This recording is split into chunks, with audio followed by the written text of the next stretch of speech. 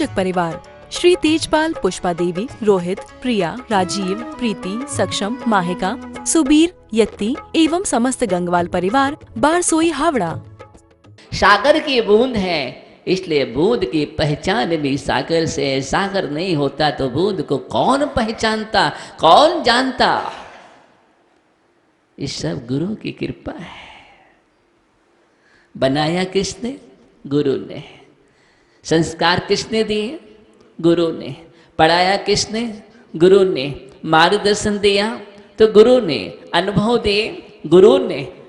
प्रभाव दिया गुरु ने। एक पहचान दी गुरु ने। बोलने की सामर्थ्य दी गुरु ने। चलने की सामर्थ्य दी इस पथ पर गुरु ने। रत्नत्रय से मंडित किया गुरु ने। सब तो दिया गुरु ने। नाम दिया, संस्कार दिए, पहचान दी। किसने दिया?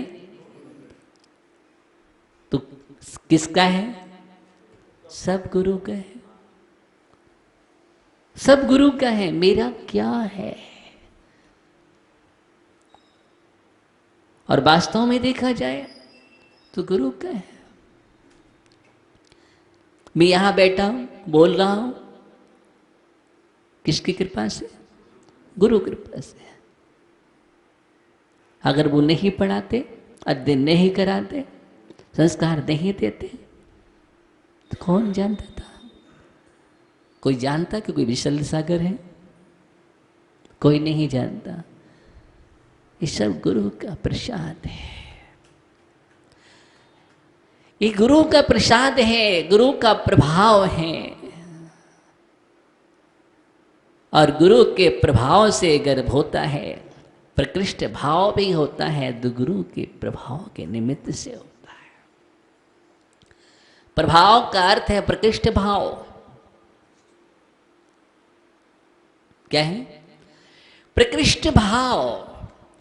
और प्रकृष्ट भाव अगर हैं वो सब आपके चरणों का प्रभाव है। तब प्रभाव निमित्त की चर्चा है यहां। देखिए, निमित्त की इतनी गहरी चर्चा की गई है कि जो कहते हैं निमित्त क्या करता है, निमित्त कुछ नहीं कर सकता है। एक द्रव्य दूसरे द्रव्य का कुछ नहीं करता। ध्यान देना, यहां पर आचार्य मानतुंग स्वामी कह रहे हैं अगर नहीं करता एक द्रव्य दूसरे द्रव्य का कुछ, तो आप आज तक उस स्त्रोत को क्यों पढ़ रहे हैं? अगर नहीं करता है कुछ तो मानतुंग स्वामी महास्त्रोत की रचना कैसे कर रहे हैं?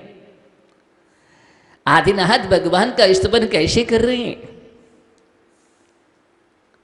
एक द्रव्य दूसरे द्रव्य का कुछ नहीं करता है तो मैं आपसे कह रहा हूं, आप यहां पर क्यों बैठे? क्यों सुन रहे हैं आप क्यों मंदिर आ रहे हैं? क्यों आप दर्शन कर रहे हैं?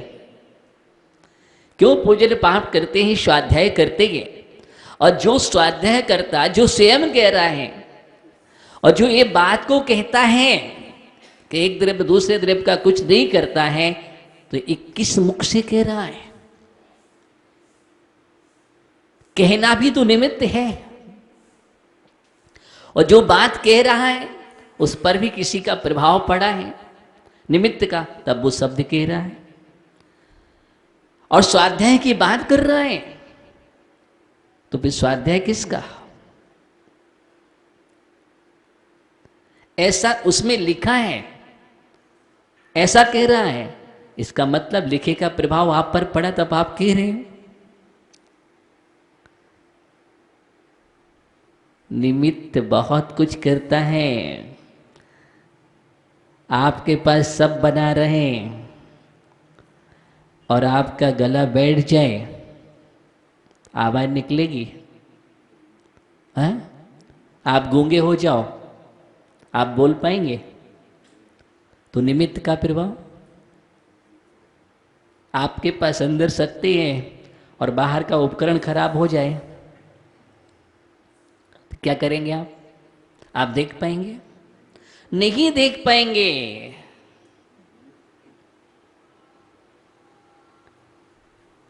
निमित्त का प्रभाव, तब प्रभावात, आपके प्रभाव से, ध्यान देना, निमित्त का प्रभाव। तुम्हारे अंदर उपादान भगवान बनने की शक्ति बहुत समय से मौजूद है, आज से नहीं, अनादि से पड़ी हुई है। लेकिन जब तक तुम्हारे लिए योग्य निमित्त नहीं बनेगा तब तक तो उपादान भी योग्य नहीं बनता है, और उपादान की योग्यता का प्रकटीकरण नहीं हो सकता है अगर योग निमित्त ना मिले तो। स्वर्ण पाषाण में स्वर्ण है, किट्ट कालमा से युक्त है, आज से नहीं अनादि से है। अगर उसके लिए शिल्पीकार आदि का निमित्त ना बने, शुल्कार आदि का निमित्त ना बने, उसके अंदर प्रतिमा है लेकिन शिल्पीकार का निमित्त नहीं बनता, तब तक पाषाण में से प्रतिमा का प्रकटीकरण नहीं होता है। जब तक स्वर्ण युक्त पाषाण में ताव नहीं दिए जाते तब तक उसमें से शुद्ध सोना नहीं निकलता है। दूध के अंदर घी बनने की योग्यता है, लेकिन जब तक अगर दूध के लिए निमित्त नहीं मिलता तब तक घी नहीं बनेगा। बन जाएगा क्यों? उसके अंदर योग्यता है। दूध को रख दो, माला फेरो, पूरी जाप करो, जाप अनुष्ठान कर लो, बैठ करके दूध घी बन जाए, दूध घी बन जाए, दूध घी बन जाए, रटो बैठ करके, सुबह शाम तक बनेगा? खराब हो जाएगा, फट जाएगा, फेंकना पड़ेगा। क्या हुआ? दूध के अंदर योग्यता होने पर भी निमित्त सही नहीं मिलने पर घी नहीं बनता है। और जैसे ही उस दूध के लिए निमित्त बन जाता है, सम्यक निमित्त मिल जाने पर उसका उपादान चक्रीय हो जाता है और वह दूध के अंदर से घी, निमित्त ही निमित्त चाहिए। दूध को लाया गया, गरम किया गया, अगर गरम नहीं करेंगे, अग्नि का निमित्त ना मिले तो विचार करो। और उसके बाद फिर दूसरा निमित्त चाहिए, फिर तीसरा निमित्त चाहिए, चौथा निमित्त चाहिए। निमित्त मिलने पर कितना सारा, तब कहीं जाकर के रोटी बनती है, आटा रख दो। क्यों? रोटी जब भी बनेगी आटे से बनेगी, लेकिन सिर्फ आटा रखने से रोटी बन जाए शंकर लाल जी तो नहीं बनेगी। ये प्रकाश चंद जी तो ऐसे ही सोच रहा है, जब काल लब्धि आएगी हो जाएगा काम, कोई पुरुषार्थ ना करना पड़े, बुद्धिपूर्वक छोड़ना ना पड़े, अपने आप कपड़े उतर जाएंगे।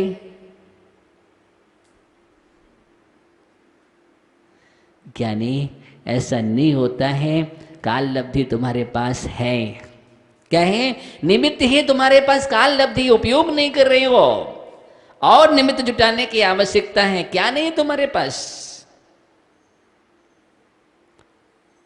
तू सम्राट होकर के भिखारी बन करके घूम रहा है। हाँ, सम्राट होकर के भिखारी बन के घूम रहा है। सब तुम्हारे पास है, भगवान आत्मा भी तुम्हारे पास है, लेकिन उसको निकालने की विधि का समायोजन करो। क्या करो? निकालने की विधि का समायोजन करो। देखो तू भगवान बन जाएगा, बन जाएगा। लेकिन हम बैठे रहें, पुरुषार्थ न करें तो जीवन ऐसे ही निकल जाता है।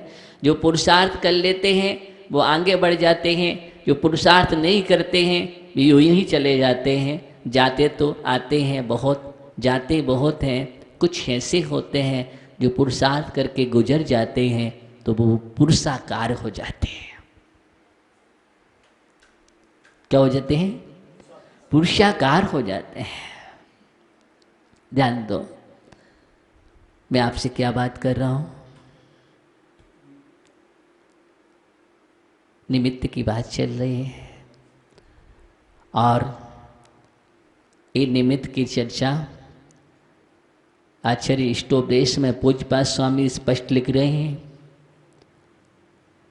योग्योपादान योगिने दृष्टा स्वर्णता मता द्रव्यादि स्वादि संपत्ता व्यात्मनो व्यात्मता मता। योग्योपादान योग्योपादान योगी ने योग से द्रव्य क्षेत्र काल भाव के निमित्त से स्वर्ण पाषाण स्वर्णत्व को प्राप्त हो जाता है। वैसे ही हमारे आत्मा के लिए द्रव्य क्षेत्र काल भाव का निमित्त जब मिलता है तो हमारी आत्मा भी परमात्मा पने को प्राप्त हो जाती है। क्या हो जाती है? परमात्मा पने का प्रकटीकरण हो जाता है। इसलिए योग्यता होने पर भी योग चाहिए। योग्यता होने पर भी योग चाहिए, इस बात का ध्यान रखो। और कोई न कोई निमित्त जब बनता है तभी हमारे जीवन में परिवर्तन होता है। आप महापुरुषों का, तीर्थंकरों का, किसी भी आत्मा का जब इतिहास उठा करके देखो जो ऐतिहासिक है, कोई ना कोई निमित्त कारकर हुआ है। क्या हुआ है? कोई ना कोई निमित्त कारकर हुआ है। भगवान महावीर का जीव एक वही निमित्त, एक यही निमित्त। और सिंह की पर्याय में दो चारण रिधारी मुराज का उपदेश उद्देश्य को जगा देता है। उपदेश उद्देश्य को जगा देता है, ला देता है, उपादान को जगा देता है, सक्रिय कर देता है। उपदेश से उद्देश्य मिलता है, उद्देश्य से उपादान जग जाया करता है। ध्यान देना। और उस समय के संस्कार जो पढ़ते हैं वही सिंह के पर्याय के संस्कार वाला आत्मा जीव भगवान महावीर बन जाता है। हाथी के पर्याय में मुर्राज का उपदेश सुनकर के वह गज अड़ोव्रतों को धारण करके भगवान पारसनाथ बन जाता है। क्या बन जाता है? भगवान पारसनाथ बन जाता है। अरे निमित्त की क्या बात करें, तीर्थंकर केवली आदि का निमित्त मिलने पर केवली भगवान का निमित्त जब मिलता है, विशुद्ध आत्मा विशुद्धि प्राप्त करने के लिए और 16 करण भावना को भाता है। ये पादमूल निमित्त है। आज केवली का पादमूल नहीं है। किसी जीव को तीर्थंकर प्रगति का बंध नहीं हो सकता है। आज केवली का पादमूल नहीं है। कोई क्षाविक सामने दृष्टि नहीं हो सकता है। बोलो, योग्यता है। लेकिन क्या इस काल में कोई क्षायिक सम्य दृष्टि हो सकता है? तीर्थंकर प्रगति का बंधक हो सकता है? नहीं। क्यों? क्योंकि उस योग निमित्त का अभाव है। ध्यान देना, उस योग निमित्त का अभाव है। उसके लिए केवली तीर्थंकर का पादमूल चाहिए। ये निमित्त जो कहते हैं एक द्रव्य दूसरे द्रव्य का कुछ नहीं करता, उनके लिए बात कर रहा हूं। करता है, निमित्त रूप करता है। अगर हम निमित्त को अलग कर देंगे, सिर्फ उपादान की बात करेंगे या सिर्फ उपादान को अलग निमित्त की बात करेंगे, हम एकांत में चले जाएंगे। इसमें एकांत में चले जाएंगे। निमित्त कुछ नहीं करता है, कुछ नहीं करता है, कुछ नहीं करता। उससे पूछो तुम्हें प्यास लगी है तो क्या करोगे तुम? निमित्त तो कुछ करता ही नहीं है। गिलास उठा के और जैसे ही पानी मुख में गया, अंदर गया तो क्या होगा? अद्भुत शांति मिलेगी, शीतलता मिलेगी, तरावट मिलेगी। बोलो, निमित्त के काम किया कि नहीं किया? एक द्रव्य दूसरे द्रव्य के लिए कारगर हुआ कि नहीं हुआ? भूख लगी, भोजन करोगे? नहीं करो भोजन, फिर देखो आपकी हालत क्या होती है। और जैसे ये भोजन जाता है वो पुद्गल का प्रभाव बतला रहे हो, पुद्गल का प्रभाव, ये सब पुद्गल है। और पुद्गल जब जाता है तो अनुभूति कौन करता है?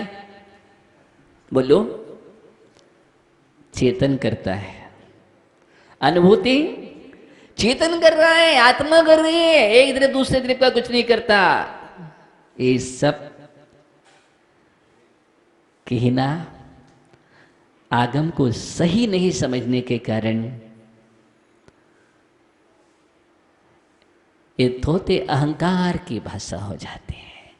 सम्यक विवेचन होना चाहिए। क्या होना चाहिए? सम्यक विवेचन होना चाहिए। पूरा तो निमित्त कहा, पूरा हम जहां देखो कदम कदम पर चर्चा है। किस पर? कदम कदम पर चर्चा है। निमित्त कुछ नहीं करता, उससे पूछना निमित्त अगर कुछ नहीं करता तू कहां से आया?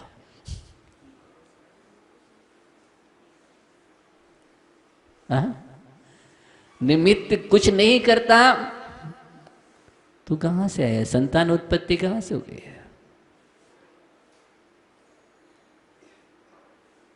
किसके बात कर रहे हो तुम?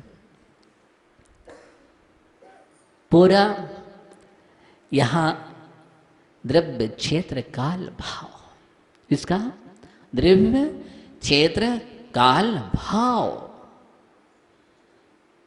इन सब का प्रभाव पड़ता है।